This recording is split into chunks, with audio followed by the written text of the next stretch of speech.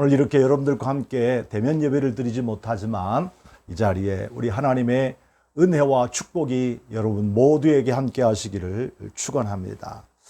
오늘 저는 여러분들과 함께 지난주에 나누었던 요한복음 9장의 말씀을 다시 이어서 전하려고 합니다. 지난주의 말씀의 제목을 보면 하나님이 행하시는 일을 나타내는 사건이라고 하는 주제를 가지고 요한복음 9장 1절에서 12절 사이에 1절부터 5절까지 말씀을 나누었었는데요. 우리 잠깐 한번 돌이켜 보게 되어지면 지난 주간에 하나님께서 우리를 통해서 역사하시는데 다양한 사람, 다양한 방법을 가지고 사용하시지만 첫째로 장애인을 통해서 하나님 일하셨다라는 것입니다.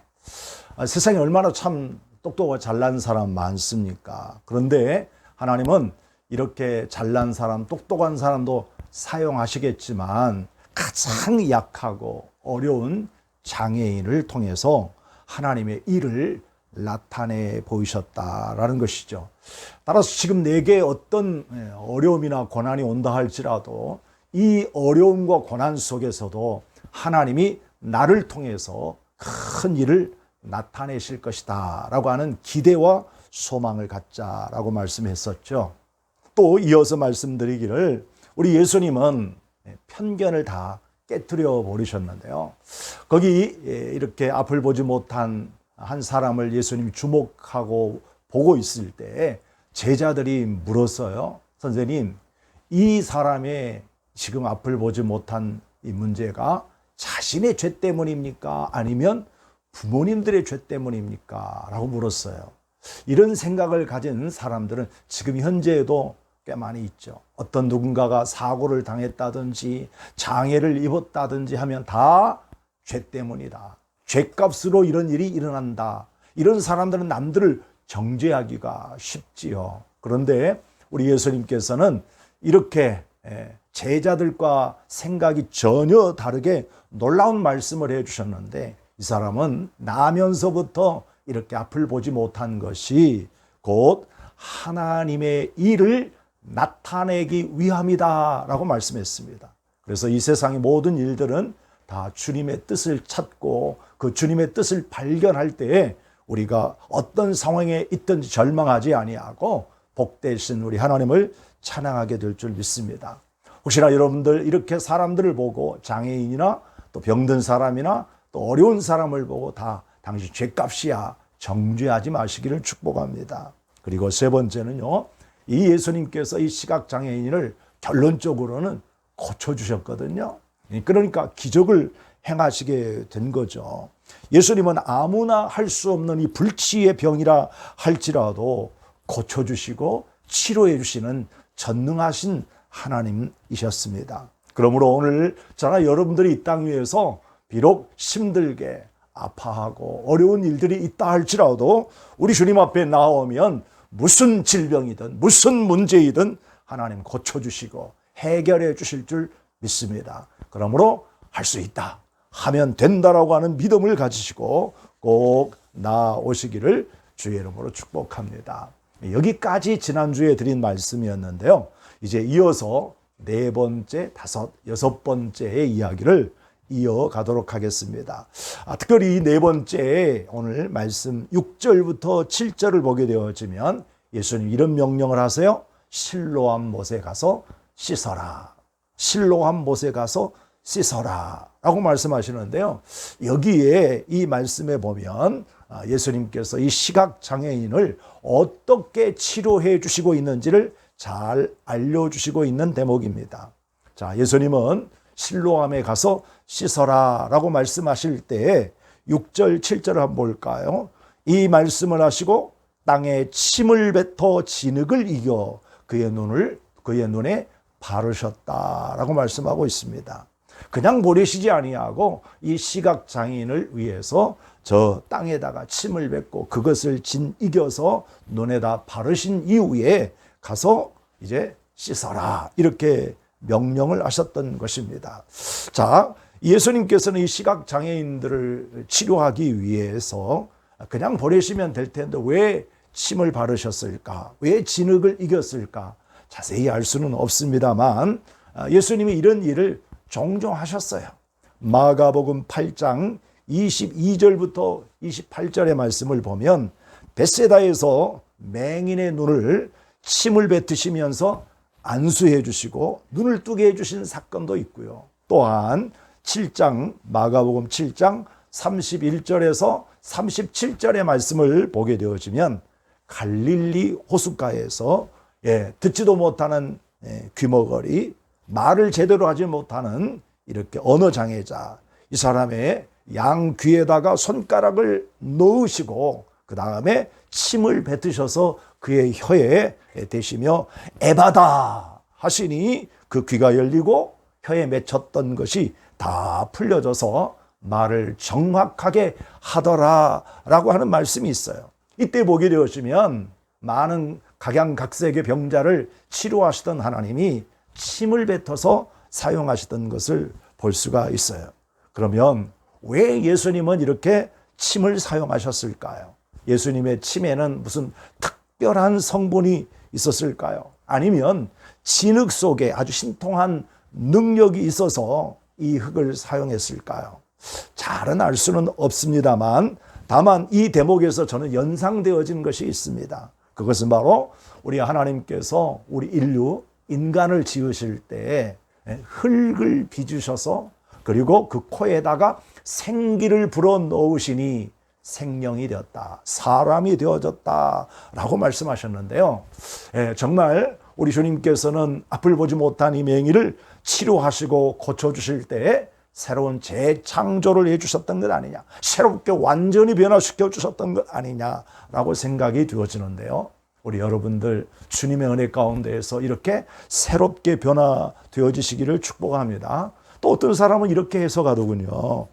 그날이 바로 안식일이었어요. 이 유대인들에게 있어서는 이 율법과 상관없이 이 안식일을 지키는 법을 아주 까다롭게 만들어 놓았는데요. 그 중에 보면 안식일에 반죽을 하지 말라 이런 계명도 있다고 해요.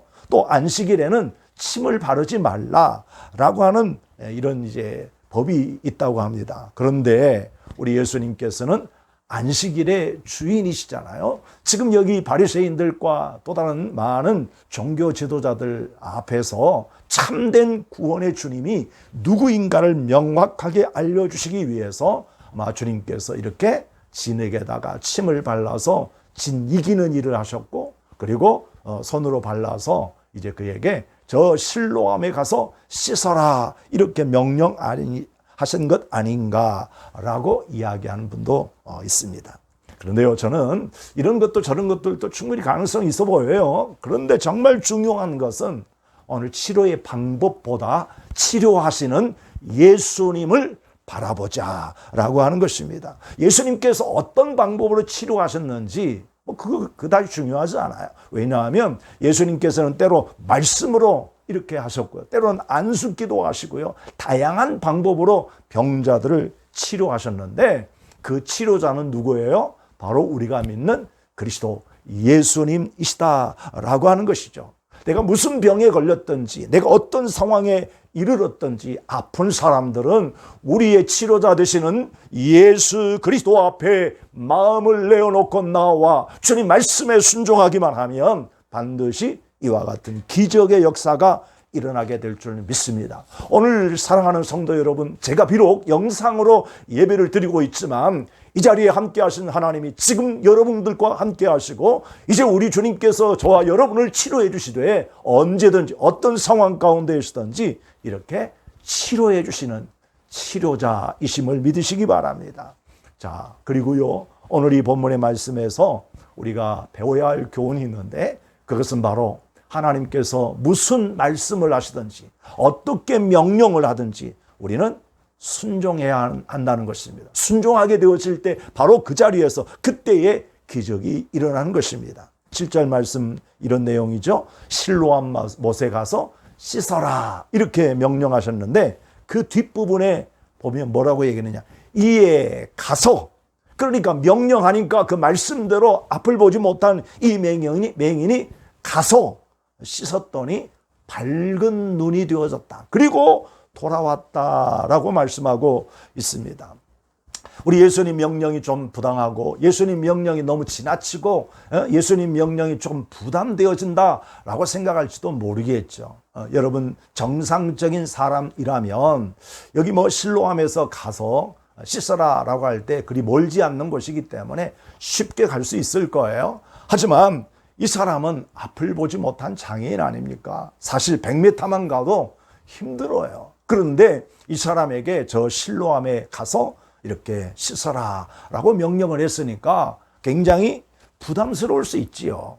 그렇다고 해서 안 갑니까? 그렇다고 해서 포기합니까? 이렇게 우리가 포기하게 되어지면 기적은 일어나지 않습니다. 우리의 삶 속에 어떤 일이 있다 할지라도 주님 명령하시면, 주님 말씀하시면 아무리 힘들고 아무리 어려워도 우리가 그 길을 가야 합니다. 그럴 때 그곳에서 하나님의 역사를 보게 되어지고 하나님의 위대하신 일을 나타내게 되어진다 이 말입니다.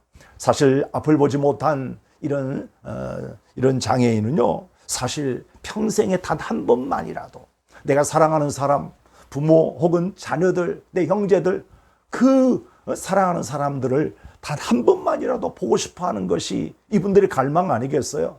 그런데 이렇게 소망이 가득한 사람에게 가서 실로암에 가서 너를 씻어라. 이건 부담이 아니죠. 그 기가 어디든지 간에 기쁜 마음으로 갈 때 기적이 일어난단 말입니다. 그러므로 사랑하는 여러분들, 우리는 하나님 명령하실 때마다 항상 아멘 하시고 순종하시기를 축복합니다. 열왕기하 5장의 말씀 보면 너무 유명한 말씀이 있지요. 저 아람 군대 장관 나아만이 나병에 들었어요. 그래서 이 사람은 굉장한 유명한 이제 전쟁의 승리자였고 또 왕으로부터 굉장한 신임받은 사람이었지만 이 나병이 걸렸으니 모든 명예, 권세, 돈 무슨 소용이 있습니까? 이런 것을 안타깝게 바라보고 있던 조그마한 한 소녀가 있었죠. 이 소녀는 저 이스라엘 땅에 살고 있었던 유대인인데 이렇게 붙잡혀 와서 종이 되었어요. 그런데 이 주인이 이렇게 몸이 병들어서 참 안타까운 마음을 갖고 있다가 이 사랑하는 이 자매가 주인에게 얘기하죠. 주인님, 우리나라에 엘리사라고 하는 참 훌륭한 하나님의 사람 선지자가 있는데 그분에게 가시기만 하면 우리 주인의 몸이 깨끗하게 나으실 수 있어요. 이분은 참 대단한 능력과 권능을 가지신 분이에요. 가시기만 하면 고침받을 수 있어요 라고 하면서 권면하게 되어지죠. 그래서 결국 모든 채비를 갖추어 가지고 엘리사를 만나기 위해서 아람에서 여기까지 이스라엘 사마리아까지 오시게 되어지잖아요.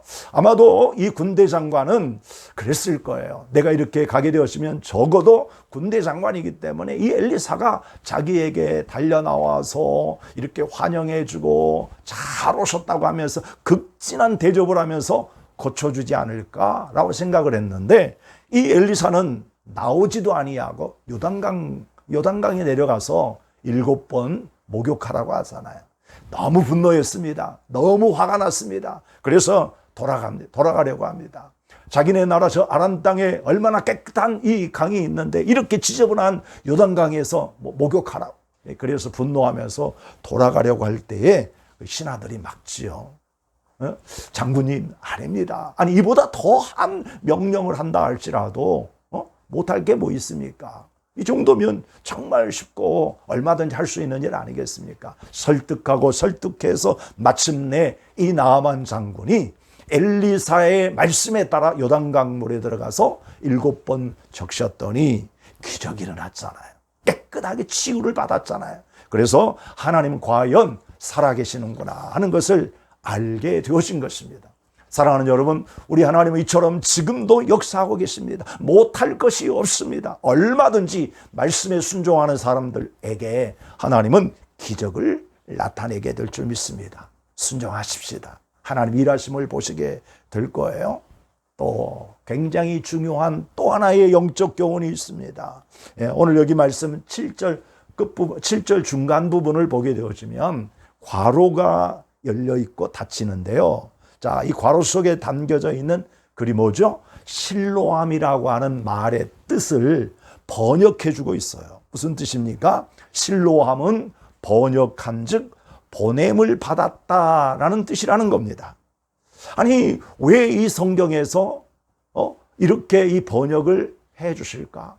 여러분, 이 실로함은 실제 지역 이름입니다. 예루살렘에 성이 있다면 저 북쪽에는 뭐 또 다른 이제 이렇게 이제 셈이 있지만 남쪽에는, 북쪽에는 베데스다인가요? 남쪽에 이렇게 쭉 내려가서 보면 아래쪽에는 바로 실로암이라고 하는 못이 있었대요. 그러니까 이 실로암은 분명코 오래전에서부터 있던 지명이에요. 그런데 이 실로암의 뜻을 설명하고 있어요. 실로암이란 보냄을 받았다라고 말씀을 하고 있습니다. 여기에 중요한 의미가 있겠죠. 그러니까 실로암이라고 하는 말은 그 장소, 그 샘물의 어떤 능력보다도 우리 예수님이 보내셨다, 하나님이 보내셨다라고 하는 것을 강조하고 있다는 거예요. 사랑하는 여러분들, 우리 예수님께서도요, 이 땅에 하나님께서 보내셔서 오셨어요. 여기 말씀만 볼까요? 4절 말씀 봅시다. 4절. 때가 아직 낮음에 나를 보내신 이의 일을 우리가 하여야 하리라.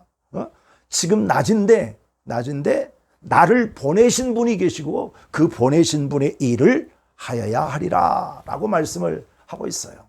곧 어둠이 올 터이니 낮에는 열심히 보내신 분의 일을 하자라고 했는데, 얼른 이렇게 보게 되었으면 맡은 직무를 잘 해야 되는가 보구나, 뭐 이런 의미도 있죠. 그렇게 생각할 텐데, 그런데 가만히 살펴보면 바로 이 예수님도 성부이신 아버지께서 이 땅에 보내서 오셨다라는 거예요. 실로암 하신 거죠. 그래서 이렇게 예수님께서 또다시 이 환자를 가리켜서 저 실로암으로 가라, 실로암 보내셨다라는 뜻입니다. 그러므로 사랑하는 여러분들, 우리는 가장 정말 민감하게 주목하고 들어야 하고 보아야 할 것이 있다면 뭘까요? 주님께서 보내시는 것입니다. 주님께서 우리를 부르시고 보내시는 것에 주목하실 때 그 보내심에 순종하는 사람들은 기적과 역사가 나타납니다. 그것은 장소가 아닙니다. 무슨 일을 해야 되는 것이 아닙니다. 그저 하나님께서 우리를 부르시고 우리의 연약함을 아신 주님이 우리를 치료하기 위해 보내실 때 그것에서 하나님의 역사와 기적을 보게 되어진다라고 하는 것입니다. 그러면 왜 주님께서 오늘 이 땅에 오셔서 저 맹인을 보내셨을까? 이 맹인은 도대체 누구일까? 이 성경에 보니까 이름이 나오지 않아요. 이분은 바로 온 인류를 대표하는 사람이 아니겠느냐라고 생각할 수가 있습니다. 왜냐하면 바로 이 세상에 육신의 눈만 보지 못한 사람들이 아니라 영적으로 눈을 보지 못하고 있는 영적인 맹인들이 너무 많아요. 오늘 여러분이 이 말씀을 쭉 9장 1절부터 쭉 끝까지 읽어보게 되어지면요, 40절에 가서 봅니까? 40절에 바리새인들이 예수님 말씀을 듣더니 이런 얘기를 해요. 우리도 맹인인가? 라고 얘기해요.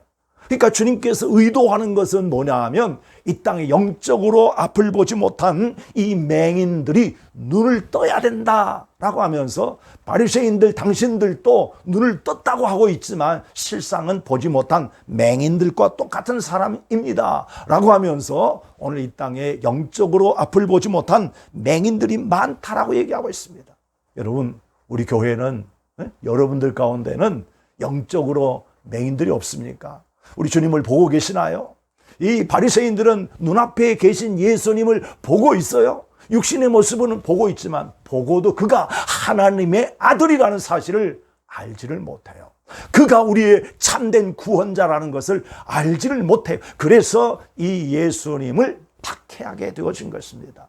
사랑하는 여러분들, 우리가 눈을 뜨고 있지만 이 땅에 오신 하나님의 아들 예수 그리스도를 보지 못한다고 한다면 우리는 영적으로 맹인입니다. 그러므로 우리 교회 안에도 여러분 가운데에서도 아직 주님을 보지 못한다면 영적인 맹인과 같다라고 말할 수가 있지요. 그래서 오늘 주님께서 우리를 향해서 뭐 하라고 하느냐? 이제는 당신 실로암으로 가시오. 실로암으로 가세요. 그래서 그곳에서 눈을 뜨세요 라고 말하는데요, 보내심을 받았다. 누구에게 우리가 가야 되는 겁니까? 바로 아버지이신 하나님이 그 아들 예수님을 이 땅에 보내주셔서 모든 인류를 구원해 주시는 구원자로 오셨는데 그 예수님께로 가라라고 하는 것입니다. 그러므로 사랑하는 여러분들, 이 어둠 가운데 이렇게 지쳐 살고 있는 사람들에게 빛으로 오신 예수님, 우리의 참된 구원자 되신 예수님 앞에 여러분들이 나아오시면, 실로암 하시게 되어지면 실로암이신 예수 그리스도를 통해서 우리가 광명한 빛을 보게 될 것입니다. 요한복음 1장을 보게 되어지면요, 말씀이 육신이 되어신 하나님의 아들 예수님을 쭉 소개하고 있는데, 그 예수님은 이 세상 모든 만물을 창조할 때부터 계셨잖아요. 태초에 말씀이 계시니라. 이 말씀은 바로 우리 하나님과 함께 하셨다라고 말씀하면서 그 말씀이신 예수님이 4절 5절에 보니까 그 안에 생명이 있었다. 그리고 이 생명은 사람들의 빛이다 라고 말씀하고 있어요. 그러니까 어둠 속에 잡혀있던 사람들이 이제 이 어둠을 박차고 주님께서 보내실 때에 우리가 주님 앞에 나오면, 우리의 실로암 되시는 예수님 앞에 나오게 되어지면 어두웠던 눈이 열리게 되어지고 영적인 눈이 열리게 되어지고 하나님 나라 저 천국의 소망을 바라보게 된다는 것입니다. 그래서 마태복음 13장 16절에서 17절의 말씀을 보면 너희가 눈으로 봄으로 너의 귀는 들음으로 복이 있다라고 말씀하고 있어요. 그러니까 우리가 예수님의 말씀을 듣고 또 예수님을 바라볼 수 있는 사람은 그야말로 복받은 사람들이다라는 것입니다.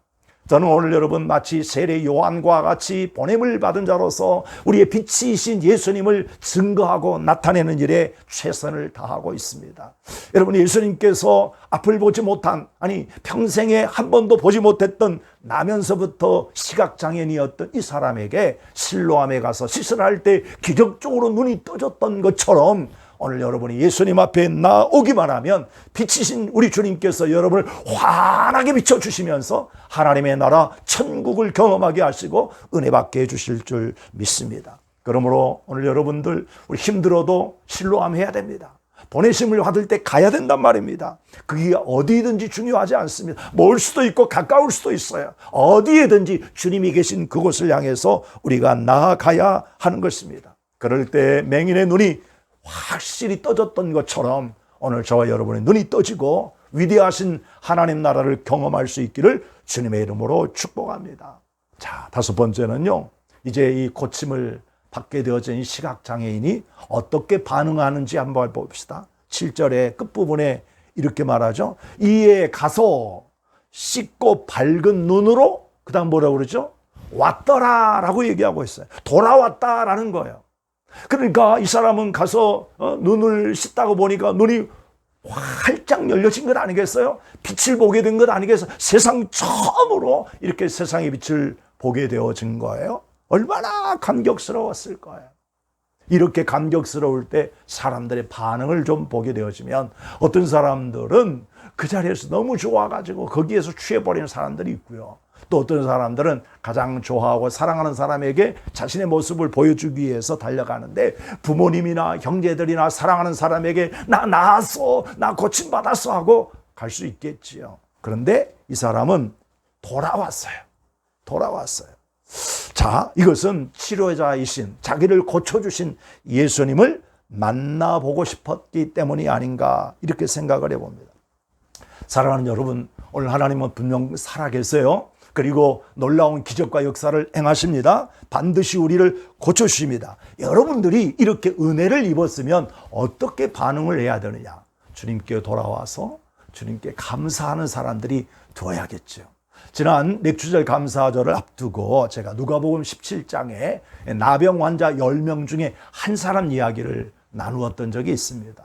예수님께서 앞을 이렇게 완전히 만신창이 되어진 나병 환자 10명에게 너희는 가서 제사장에게 몸을 보여라 라고 했더니 그들이 달려가잖아요. 그러다가 그 사람들의 몸이 나았음을 그들 모두가 경험했는데 10명 중에 9명은 다 뿔뿔이 각자 돌아가 버렸고, 그리고 오직 유일하게 유일하게 사마리아 사람 한 사람이 돌아와서 예수님께 감사했다라고 하면서 우리에게 이걸 교훈해 주셨잖아요. 비슷한 내용 같아요. 사랑하는 여러분, 우리는 오늘 또 주님의 은혜로 살아가고 있어요. 말로 할 수 없는 하나님의 은혜로 살아가고 있어요. 이렇게 큰 은혜를 받은 저와 여러분들이 정말 감사하게 하나님 앞에 영광을 돌렸으면 좋겠어요. 그래서 우리가 하나님 은혜를 깨닫는 순간, 하나님 베푸신 은혜를 경험하는 순간 항상 돌아와서 주님께 감사할 수 있는 사람들이 되시기를 축복합니다. 그리고 두 번째는 왜 돌아왔을까? 돌아온 이유를 한번 생각해 보면 아마도 그가 자기를 아는 사람들에게 이렇게 고침을 받았다고, 치료를 받았다라고 그 증거를 하고 싶었기 때문이 아닐까, 이렇게 생각이 되었습니다. 여러분, 이 사람은요, 아는 사람들이 얼마나 되겠어요? 많지 않겠죠. 그런데 이 사람이 알지 못한 사람들에게 나타나가지고, 나 얼마 전까지 앞을 보지 못하던 맹인인데 나 고침받았어요 라고 얘기하면, 그거를 과거를 모르는 사람들이 그랬어요? 아유, 잘 됐네요, 이러겠어요? 그러기 어려울 거예요. 그러니까 이 사람은 자기가 이렇게 고침을 받았을 때 일전에 알던 사람들이, 야, 저 사람이 고침을 받았네 라고 해서 그 사람들로부터 인정을 받고, 그리고 그 위대하신 하나님의 역사를 나타내고 증거하기 위함이 아니었겠나라는 생각을 한 것입니다. 이에 대해서 좀 구체적으로 8절부터 12절까지 잘 나타나 있습니다. 고침받는 사람이 이제 돌아오게 되었으니까 이웃 사람들이 깜짝 놀랐습니다. 아니, 저 사람 지금까지 구걸하던 저 거린 아니냐? 어떻게 해서 저 사람이 눈을 떴지?